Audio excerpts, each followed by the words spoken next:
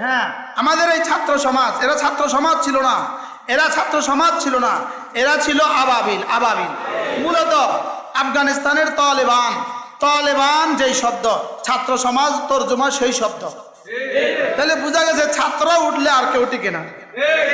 মামুল হকদের নির্যাতনের বরকতে আপনারা আজকে স্বাধীন।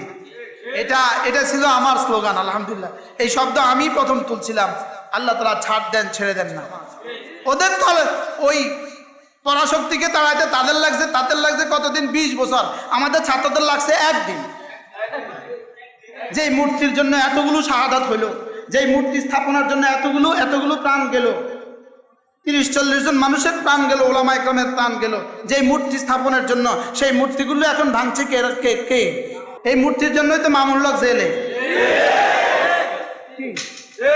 এই মূর্তিকে কেন্দ্র করেই তো ব্রাহ্মণবাড়িয়া এত শাহাদাত। এখন পড়লো কেন?